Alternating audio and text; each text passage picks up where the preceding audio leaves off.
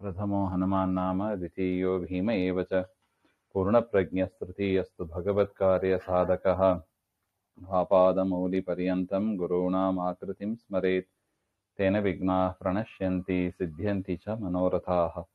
श्रीगुरुभ्यो नमः। नारायणाय परिपूर्णगुणार्णवाय विश्वोदयस्थितिलयोन्नियतिप्रदाय ज्ञानप्रदाय विबुधासुरसौख्यदुःखसत्कारणाय वितताय नमो नमस्ते। नारायणं सुरगुरुं जगदेकनाथं भक्तप्रियं सकललोकनमस्कृतं च त्रैगुण्यवर्जितमजं विभुमाद्यमीशं वन्दे भवघ्नममरासुरसिद्धवन्द्यं। नारायणं नमस्कृत्य नरं चैव नरोत्तमं देवीं सरस्वतीं व्यासं ततो जयमुदीरये। कृष्णाय वासुदेवाय हरये परमात्मने प्रणतक्लेशनाशाय गोविन्दाय नमो नमः। ಶ್ರೀ ಗುರುಭ್ಯೋ ನಮಃ. ಶ್ರೀಮನ್ ಮಹಾಭಾರತ ತಾತ್ಪರ್ಯ ನಿರ್ಣಯ 30ನೇ ಅಧ್ಯಾಯದಲ್ಲಿ 81ನೇ ಶ್ಲೋಕ. ಯುಧಿಷ್ಠಿರಂ ವೃತೆ ಸರ್ವೇ ಭೀಮಸೇನ ಪುರೋಗಮಾಃ ಯಜ್ಞಾರ್ಥಮೂಹಿರೇ ಭೂರಿ ಸ್ವರ್ಣಮುದ್ಯದ್ರವಿಪ್ರಭಂ.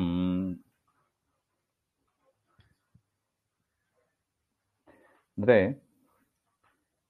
ವೇದವ್ಯಾಸರ ಅನುಗ್ರಹದಿಂದ ಮೇರು ಪರ್ವತ ಮತ್ತು ಹಿಮಾಲಯ ಪರ್ವತದ ಶೃಂಗ ಸೇರತಕ್ಕ ಆ ಒಂದು ಜಾಗದಲ್ಲಿ ಪರಮಾತ್ಮನ ಮನೆ, ಅಲ್ಲಿ ಅನೇಕ ದೇವತೆಗಳು ಯಜ್ಞ ಮಾಡಿ ಆ ಸಂಪತ್ತೆಲ್ಲ ಅಲ್ಲೇ ಇತ್ತು.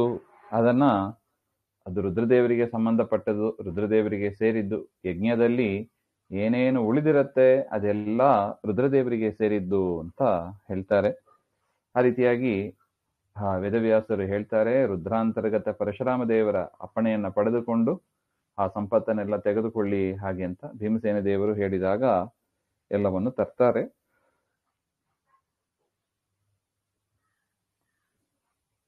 ಯುಧಿಷ್ಠಿರಂ ಋತೆ ಸರ್ವೇ, ಸಾಮಾನ್ಯವಾಗಿ ಹೇಳಿದ್ರು. ಆ ಅಶ್ವ, ಹಸ್ತಿ, ಆನೆ, ಕುದುರೆ, ಒಂಟೆ, ಇನ್ನು ಕೆಲವು ಮನುಷ್ಯರು ಅದನ್ನೆಲ್ಲ ಹೊತ್ಕೊಂಡು ತಂದ್ರು ಆ ಸಂಪತ್ತನ್ನೆಲ್ಲ ಅಂತ. ಅದನ್ನೇ ಹೇಳ್ತಾರೆ, ಯುಧಿಷ್ಠಿರನನ್ನು ಬಿಟ್ಟು ಭೀಮಸೇನ ಮೊದಲಾದ ಎಲ್ಲರೂ ಕೂಡ ಉದ್ಯದಾದಿತ್ಯ ಪ್ರಭಂ ಭೂರಿ ಬಹುಲಂ ಸುವರ್ಣಂ ಯಜ್ಞಾರ್ಥ ಮೋಹಿರೇ. ಯಜ್ಞಕ್ಕಾಗಿ, ಯಜ್ಞದ ಸಲುವಾಗಿ ಭೀಮಸೇನ ದೇವರೇ ಮೊದಲಾದ ಎಲ್ಲರೂ ಕೂಡ ಸಂಪತ್ತನ್ನ ಹಿಡ್ಕೊಂಡು ಬಂದಿದ್ದಾರೆ ಆ ಮೇರು ಪರ್ವತದಿಂದ ಅಂತ ಅರ್ಥ. ತದೈವ ವಾಸುದೇವೋಪಿ ಸಭಾರ್ಯಸ್ಸ ಸುಭದ್ರಯ ಆಗಚ್ಚನ್ ಹಸ್ತಿನಪುರಂ ಪತ್ಯುದಂಕೇನ ಪೂಜಿತಃ ತತ್ಕಾಮವರ್ಷಿಣೋ ಮೇಘಾಂಸ್ತಸ್ಯ ದತ್ವೋದಕಾರ್ಥಿನಃ ಸಫಲಂ ಸಸ್ವರಂ ಕೃತ್ವಾ ಜಗಾಮ ಗಜಸಾಹ್ವಯಂ.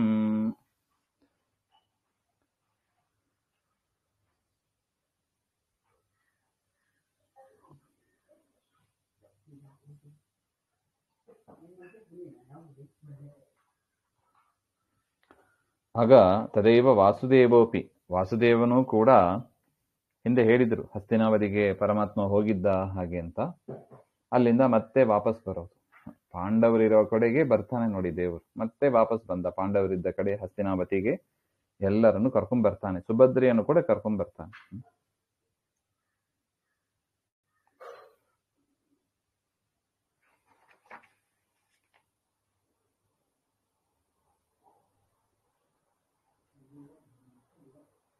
ಬರುವಾಗ ಕೃಷ್ಣ ಪರಮಾತ್ಮ ಬರುವಾಗ ಮತ್ತೆ ದಾರಿಯಲ್ಲಿ ಉದಂಕ ಮುನಿಗಳು ಸಿಕ್ಕಿದ್ರು.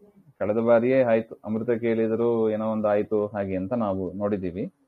ಈಗ ಮತ್ತೆ ಮಾರ್ಗದಲ್ಲಿ ಉದಂಕರು ಸಿಗ್ತಾರೆ ಪರಮಾತ್ಮನಿಗೆ. ತಸ್ಯ ಉದಂಕಸ್ಯ ಕಾಮವರ್ಷಿಣಃ ಇಚ್ಛಾನುಸಾರೇಣ ವೃಷ್ಟಿದಾನ್ ಮೇಘಾನ್ ಉದಕಾರ್ತಿನಃ ತಸ್ಯ ದತ್ವ. ಅವರಿಗೆ ಬಾಯಾರಿ ಇರ್ತದೆ ಹಾಗೆ. ಆಗ ಪರಮಾತ್ಮ ಮಳೆಯನ್ನು ಸುರಿಸತಕ್ಕ ಆ ಮೋಡಗಳಿಗೆ ಹೇಳಿ ಆ ನೀರನ್ನ ಅವರಿಗೆ ಅನುಗ್ರಹ ಮಾಡಿದ ಹಾಗೆ ಅಂತ. ಅದೇ ರೀತಿಯಾಗಿ ತಾನೇನು ವರ ಕೊಟ್ಟಿದ್ದ, ಅಮೃತ ಕೊಡ್ತೀನಿ ಅಂತ, ಆ ವರವನ್ನು ಕೂಡ ಪರಮಾತ್ಮ ಪೂರ್ಣ ಮಾಡಿ ಅಲ್ಲಿಂದ ಗಜಸಾಹ್ವಯ ಅಂದ್ರೆ ಹಸ್ತಿನಾವತಿಗೆ ಪರಮಾತ್ಮ ಬಂದ ಹಾಗೆ ಅಂತ.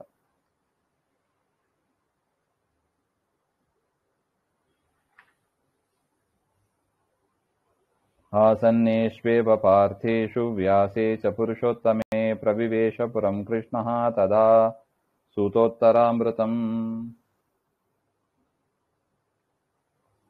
ಪಾಂಡವರೆಲ್ಲರೂ ಕೂಡ ಹಸ್ತಿನಾವತಿಗೆ ಬಂದಿದ್ದಾರೆ. ಮೇರು ಪರ್ವತದಿಂದ ಕೃಷ್ಣನು ಕೂಡ ಬಂದಿದ್ದಾರೆ ದ್ವಾರಕಾ ಪಟ್ಟಣದಿಂದ. ಈ ರೀತಿಯಾಗಿ ಕ್ಷರಾಕ್ಷರ ಪುರುಷರಿಗಿಂತಲೂ ಉತ್ತಮನಾದ ಆ ವೇದವ್ಯಾಸರು ಅವರು ಕೂಡ ಹಸ್ತಿನಾವತಿಗೆ ಬಂದಾಗ ಶ್ರೀಕೃಷ್ಣ ಆಗ ಕೃಷ್ಣ ಪರಮಾತ್ಮ ಹಸ್ತಿನಾವತಿಯನ್ನ ಪ್ರವೇಶ ಮಾಡ್ತಾನೆ.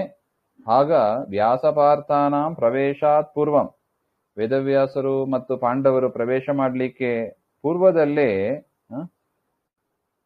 ತದಾ ಶ್ರೀಕೃಷ್ಣಾಗಮನ ಸಮಯೇ ಉತ್ತರ ಅಭಿಮನ್ಯು ಭಾರ್ಯ ಮೃತಂ ಬಾಲಕಂ ಶುಶುವೆ. ಆಗ ಪಾಂಡವರೂ ಇಲ್ಲ, ವೇದವ್ಯಾಸರೂ ಇಲ್ಲ, ಕೃಷ್ಣನೂ ಇಲ್ಲ, ಯಾರೂ ಇಲ್ಲ. ಆಗ ಅಭಿಮನ್ಯುವಿನ ಹೆಂಡತಿಯಾದ ಉತ್ತರಾದೇವಿ ಮೃತಂ ಬಾಲಕಂ, ಪರಮಾತ್ಮ ಹೊಟ್ಟೆ ಒಳಗಿದ್ದು ರಕ್ಷಣೆ ಮಾಡ್ತಾ ಇದ್ದ ಪರೀಕ್ಷಿತ ರಾಜನನ್ನ. ಇನ್ನೇನು ಪ್ರಸವ ಆಗಬೇಕು ಅಂತ ತಾನು ಪಕ್ಕಕ್ಕೆ ಸರಿತಾನೆ. ಆಗ ಒಳಗಿಂದ ತಾನು ಅದೃಶ್ಯನಾದಾಗ ಮಗು ಹುಟ್ಟಿದೆ. ಆದರೆ ಹುಟ್ಟುವಾಗಲೇ ಮಗು ಸತ್ತು ಹೋಯಿತು. ಹಾಗೆ ಅಂತ ಯಾಕೆ ಹಾಗೆಂದರೆ ನಾವಿದು ಈ ವಿಚಾರವನ್ನೇ ಭಾಗವತದಲ್ಲಿ ನಾವು ಕೇಳ್ತೀವಿ. ಇದು ದ್ರೌಣ್ಯಸ್ತ್ರ ಸೂದಿತಂ ಬಾಲಂ ದೃಷ್ಟ್ವಾ ಕುಂತ್ಯಾದಿಕಾ ಸ್ತ್ರೀಯಃ ಶರಣ್ಯಂ ಶರಣಂ ಜಗ್ಮುಹು ವಾಸುದೇವಂ ಜಗತ್ಪತಿಂ.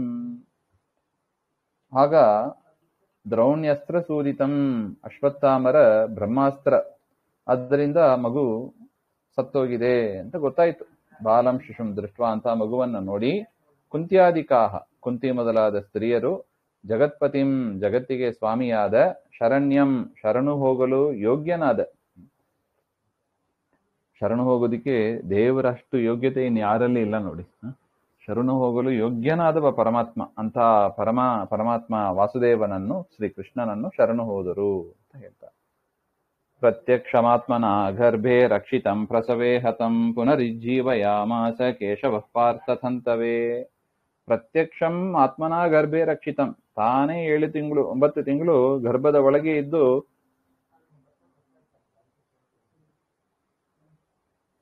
ಪರಮಾತ್ಮ ರಕ್ಷಣೆಯನ್ನ ಮಾಡ್ತಾ ಇದ್ದ. ಆದರೂ ಪ್ರಸವ ಕಾಲದಲ್ಲಿ ತಾನು ಸರಿದಾಗ ಮಗು ಹುಟ್ಟಿತು, ಮಗು ಸತ್ತೇ ಹುಟ್ಟಿತ್ತು. ಅದು ಬ್ರಹ್ಮಾಸ್ತ್ರ, ಅದು ಅಮೋಘ ಆಗಬಾರದು, ಅದು ವ್ಯರ್ಥ ಆಗೋದಿಲ್ಲ, ತನ್ನ ಕೆಲಸ ಮಾಡೇ ಮಾಡ್ತದೆ ಅಂತ ಒಂದು ಅಸ್ತ್ರ ಅದು. ಅದರಿಂದ ಆ ಪರೀಕ್ಷಿತ ರಾಜ ಸತ್ತೇ ಹುಟ್ಟಿದ. ಅಂತಹ ಮಗುವನ್ನು ಪರಮಾತ್ಮ ವಾಸುದೇವ ಶ್ರೀ ಕೃಷ್ಣನು ಪುನರುಜ್ಜೀವಯ ಮಾಸ, ಮತ್ತೆ ಬದುಕುವಂತೆ ಮಾಡಿದ.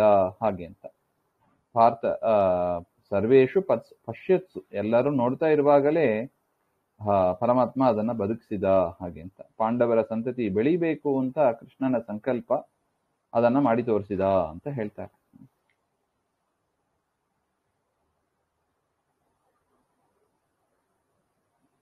ತದೈವ ವಿವಿಷುಃ ಪಾರ್ಥಾಃ ಸಕೃಷ್ಣ ಸಧನೋಚ್ಚಯಾಃ ಸರ್ವೇ ಮುಮುದಿರೆ ದೃಷ್ಟ್ವಾ ಪೌತ್ರಂ ಕೇಶವರಕ್ಷಿತಂ.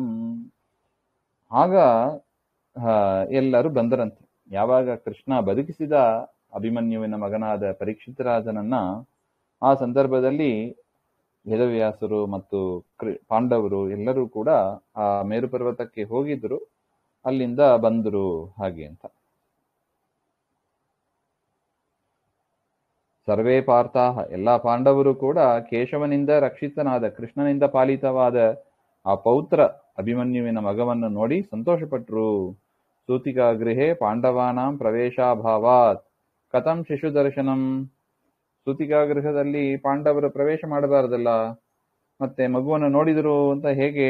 ಹಾಗೆ ಅಂದರೆ ಕುಂತ್ಯಾದಿಭಿಹಿ ಬಹಿರಾನೀತಂ ಶಿಶುಂ ನಿರೀಕ್ಷ್ಯ. ಎಷ್ಟು ಚಂದ ಇದೆ ನೋಡಿ. ಸೂತಿಕಾ ಗೃಹಕ್ಕೆ ಹೋಗಬಾರದು ಯಾರು, ಆದ್ರೆ ಕುಂತಿ ದೇವಿ ಪರೀಕ್ಷಿತ ರಾಜನನ್ನ ಹುಟ್ಟಿದ ಮಗುವನ್ನ ಹೊರಗೆ ತಂದು ತೋರಿಸಿದ್ರು. ಆಗ ಪಾಂಡವರು ಮಕ್ಕಳನ್ನ ನೋಡಿ ಸಂತೋಷಪಟ್ರು ಅಂತ ಮಹಾಭಾರತದಲ್ಲಿ ಇದೆ. ಆ ರೀತಿಯಾಗಿ ನೋಡಿ ಅದನ್ನ ತಿಳ್ಕೋಬೇಕು ಅಂತ ಹೇಳ್ತಾರೆ. ದದೌ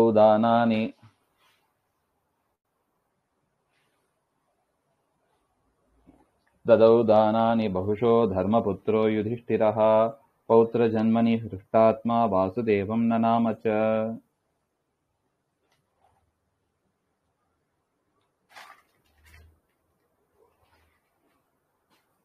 ದದೌ ದಾನಾನಿ ಬಹುಶಃ. ಯುಧಿಷ್ಠಿರನಿಗೆ ಭಾರಿ ಸಂತೋಷ ಆಯಿತು. ಅನೇಕ ದಾನಗಳನ್ನೆಲ್ಲ ಮಾಡ್ತಾನೆ. ಮಗು ಹುಟ್ಟಿದಾಗ ದಾನಗಳನ್ನು ಮಾಡಬೇಕು ಅಂತ ಇದೆ. ಧರ್ಮರಾಜ ಬಹುವಾರಂ, ಅನೇಕ ಗೋದಾನ ಮುಂತಾದ ದಾನಗಳನ್ನೆಲ್ಲ ಮಾಡಿದರು ಅಂತ.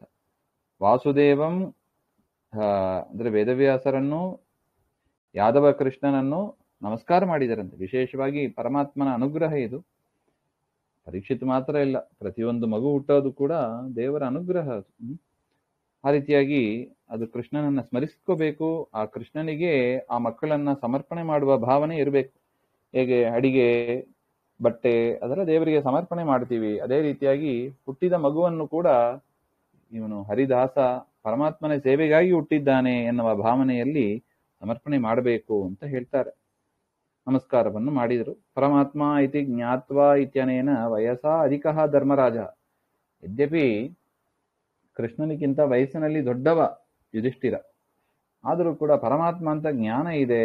ಅದರಿಂದ ವಯಸ್ಸಾ ಅರ್ಭಕಸ್ಯ ಕೃಷ್ಣಸ್ಯ, ತನ್ನ ಮಗುವಂತೆ ಇದ್ದ ಕೃಷ್ಣನಿಗೆ ನಮಸ್ಕಾರ ಹೇಗೆ ಮಾಡಿದ? ಹಾಗೆ ಅಂದರೆ ಪರಮಾತ್ಮನಾದ್ದರಿಂದ.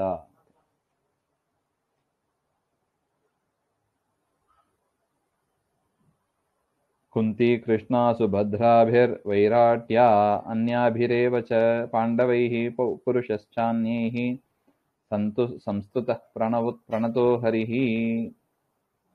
ಪಾಂಡವೈಃ ಭೀಮಾದಿ ಚತುರ್ಭಿಃ, ಭೀಮ, ಅರ್ಜುನ, ನಕುಲ, ಸಹದೇವ ಮತ್ತು ಕುಂತಿ ದೇವಿ, ದ್ರೌಪದಿ ದೇವಿ, ಸುಭದ್ರ ಇವರೇ ಮೊದಲಾದವರು ವಿರಾಟಸ್ಯ ಅಪತ್ಯಂ ಸ್ತ್ರೀ ವೈರಾಟಿ ಅಂತ, ವಿರಾಟರಾಜನ ಮಗಳು ಎಲ್ಲರೂ ಕೂಡ ಉತ್ತರಾದೇವಿ ಅಂತ ಅರ್ಥ.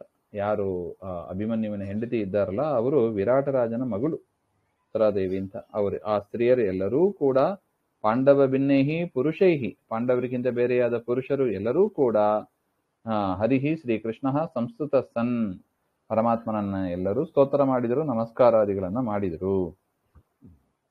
ಸರ್ವೇ ಶ್ರೀಕೃಷ್ಣ ಸ್ತೋತ್ರಂ ಕೃತ್ವ, ಎಲ್ಲರೂ ಕೂಡ ಕೃಷ್ಣನ ಸ್ತೋತ್ರವನ್ನ ಮಾಡಿ ನಮಸ್ಕಾರ ಮಾಡಿದರು ಅಂತ ಅರ್ಥ.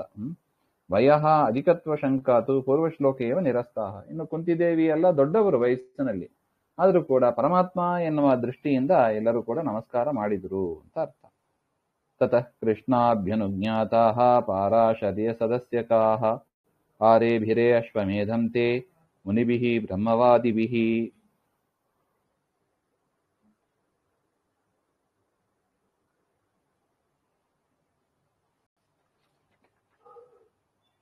ತಥಾ ಅನಂತರಂ ಪಾರಾಶರ್ಯ ಸದಸ್ಕಾಹ ಅಂದರೆ ವೇದವ್ಯಾಸರು, ಅವರು ಸದಸ್ಯ ಮಂತ್ರಪೂರ್ವಕ ವಿಧಿವಕ್ತಾಹ ಏಷಾಂ ತೇ ತಥಾ, ಏನೇನ್ ಮಾಡಬೇಕು ಅಂತ ಎಲ್ಲವನ್ನೂ ವಿಧಿಯನ್ನ ಹೇಳತಕ್ಕವರು ಅಂತಹ ವೇದವ್ಯಾಸರು. ತೇ ಪಾರ್ಥಾಹ ಅಭ್ಯನುಜ್ಞಾತಾಹ, ಕೃಷ್ಣನಿಂದ ಅನುಮತಿಯನ್ನ ಪಡೆದು ಪಾಂಡವರು ಶ್ರೀಕೃಷ್ಣೇನ ಯಾಗಾರಂಭಂ ಕುರುಧ್ವಂ ಇತ್ಯನುಜ್ಞಾತಾಹ, ಕೃಷ್ಣ ಪರಮಾತ್ಮ ಅವರಿಗೆ ಹೇಳಿದನಂತೆ, ಪಾಂಡವರೇ ಯಾಗವನ್ನು ಶುರು ಮಾಡ್ರಿ ಹಾಗೆ ಅಂತ ಹೇಳಿದಾಗ